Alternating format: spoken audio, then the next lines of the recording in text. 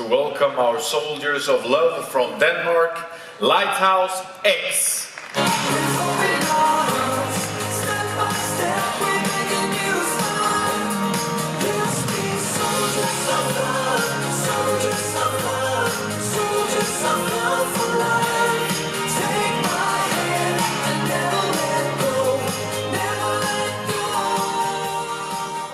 There guys, microphones ready, steady. Are you happy with your first rehearsal? I'm so happy about that introduction actually. Yeah. You said Lighthouse X, and we've been singing together for 4 years, and we've been presented like that a few times now. We are actually Lighthouse 10. Okay, yeah, but this is always a nice way to start. Good. So thanks for that. Why 10? Well, Lighthouse is basically about us being an act. We created this act because we wanted to create music that actually cast light on being human being. Both when it's difficult to be in life, but also when it's good to be in life. But we want to talk about how it is to manage life when in general. And that's the lighthouse part. And the 10 is actually, it's like yin and yang. It means harmony and balance. So the name is about that. I'm so sorry, I made it. No, it's so fine. And how was it on stage? It was very cool. A lot of impressions, first impressions. So we had some difficulties with the mics. Johannes and I got the wrong mics, or bell packs, we don't really know. So he has my voice in his ears, very, very loud. And he screamed and stopped, and that's not nice at all. And I was almost killed. You're so dramatic. No, we have like fireworks on stage. And I was a bit too close to the fireworks. So yeah, almost died. But you're still here. I'm still here. Yeah. Everything's good. So yeah. So you had a fun time in the viewing room then, watching all this? Yeah, it's very fun, definitely. Yeah. Guys, how does it being an actor help you in music? I mean, what passion, where lies the most of the passion, music or acting? I think it varies from who you ask of the three of us. Well, for me, I think it's changed through my life so far. I'm 30 now, and I think music has always been a part of my life, but so has acting actually. And right now, acting is has been my main focus for the past 5-6 years. And then we started this group 4 years ago. So I mean, I wouldn't live without any of the two things. So it's a mix. Yeah. And it helps us actually. It's kind of cool because for me, acting and singing, it comes from the same spot in the body. It's like it's the same energy, so it's helping to do both. Yeah, makes it all better, hopefully. For you? Well, I agree. It's a mix of that. But I started out as a singer and a musician when I was 16 years old. I had a boy band called C21, and we traveled around the world actually. So music was my ignition, and I probably would say today music is my priority. But I think it's important to say that we didn't actually start this group saying we want to make pop music right now. We started 4 years ago because we were all at places in our lives where we felt like we needed something different or something more than just looking ourselves in the mirror. Because that's a lot of the work we do is only about us and with the business and always getting a new job and always like being the best you can, the best version of yourself and stuff like that. And I think that we were just like, this is the time to kind of change that and do something that could do good for other people. Have you been competing? I mean, height, you look similar for the same roles in films or TVs? No, really? No. Actually, no. I thought you maybe met on a casting and then thought, okay, let's start a band. Start fighting. Yeah. No, actually we met in a show. Actually, I met Johannes in one show in 2008 and Søren in 2010, I guess. So we met in the business. Yeah, cool. Let's take some questions from the floor. Alistair, please stand. Hello. Hi guys, Alistair Birch from SBS Radio in Hi. Australia.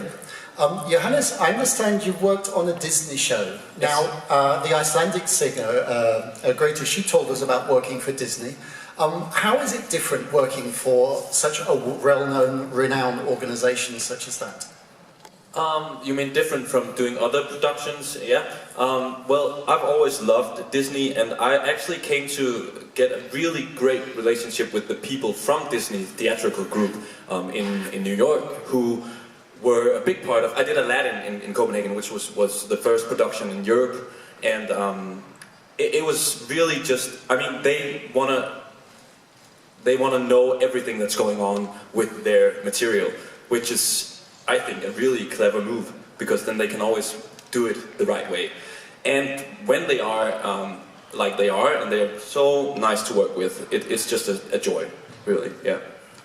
And I love Disney. More questions? So guys, how is it to be so close to Sweden, and have you been in here working? I mean, we're neighbors, basically, so musically. I've actually been going to Stockholm and other Swedish cities for 15 years to write music with Swedish songwriters. So Stockholm is one of my favorite cities. I think it's on the level of London and New York for me. I love coming here. I love the vibe and the people, and there's so much beauty here. Yeah, I really like it. Yeah, actually, for me it's the first time, so it's a great first impression, I must say. Also, you managed to do great weather and stuff. It's good. When you listen to music yourselves and produce and write, and you know, is Sweden one of those countries you look a little extra to, considering, you know? I think you have an amazing pop tradition. As a songwriter, I'm so very inspired by your pop writers, and I love the fact that you really find pop credible.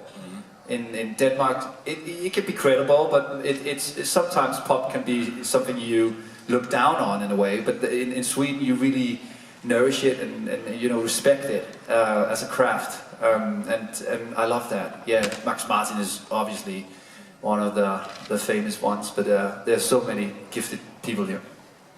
You've been releasing stuff. So what is the future for you guys after Eurovision? What are your aims and goals? What would you like to do? Is it more music or is it more acting? Actually, we've been asked that a couple of times now, but the Eurovision has just been such a big part of our lives and careers right now, so we didn't have time to think about what comes next, actually.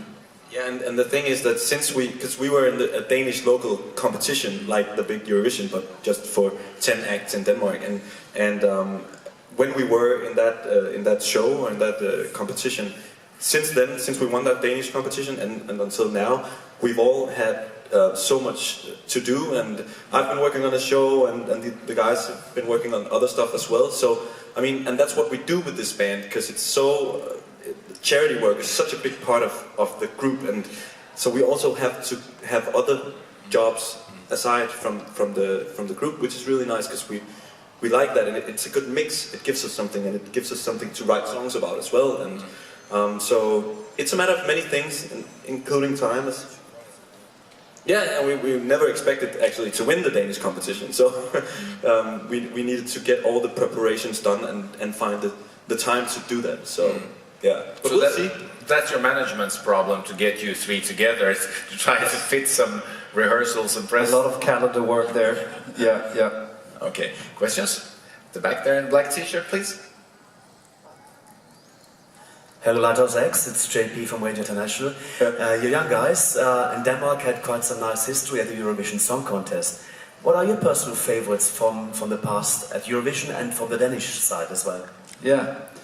There's kind of a good tradition being in Sweden. We won the 2 last times, but no more about that. My favorite Danish act was probably Olsen Brothers, 2001, wasn't it 2001? Yeah. 2000. Okay, yeah.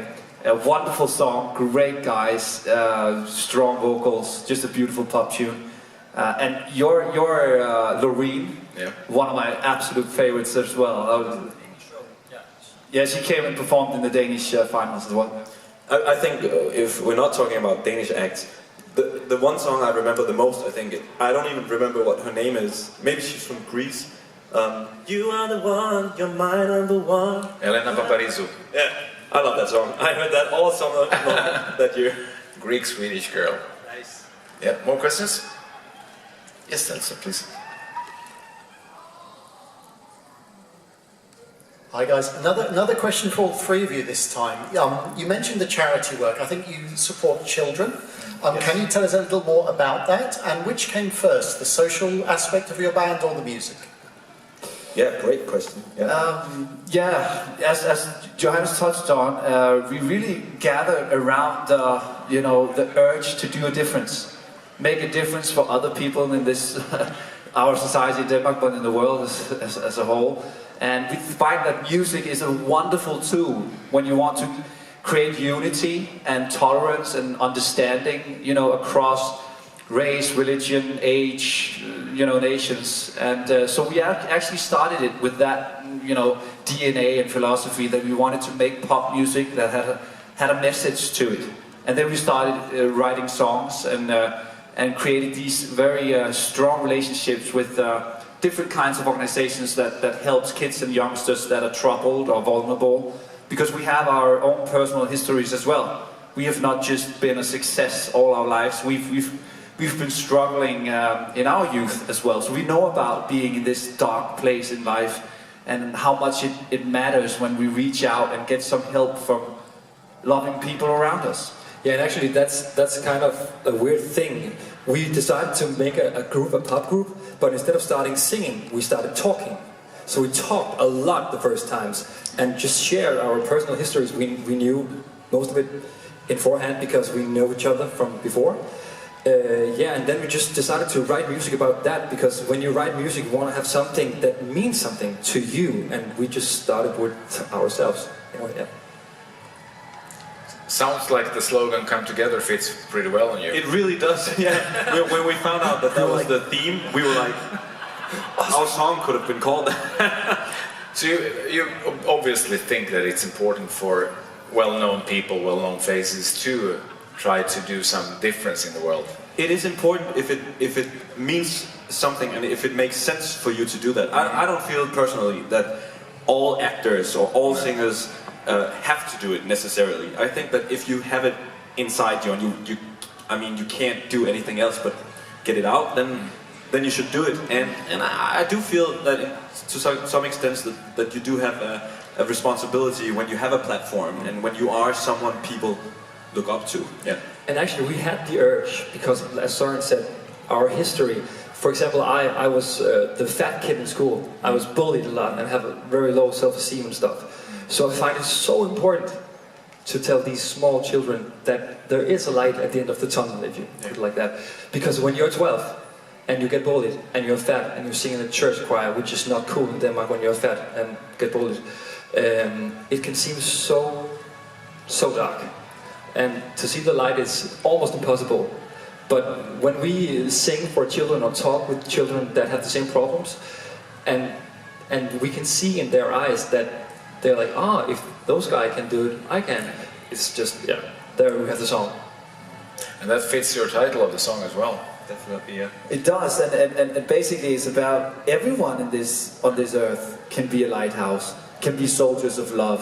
So we are not kind of, we don't think that we are the only ones having that opportunity or gift or talent.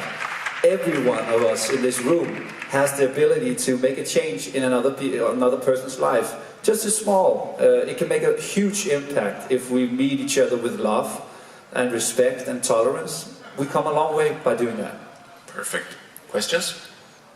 So, ladies and gentlemen, Lighthouse 10. It's time for a photo session. You can start here, and then we move over to the wall afterwards. Thank you very much for attending. Thank you, guys. Brilliant, brilliant. Thanks.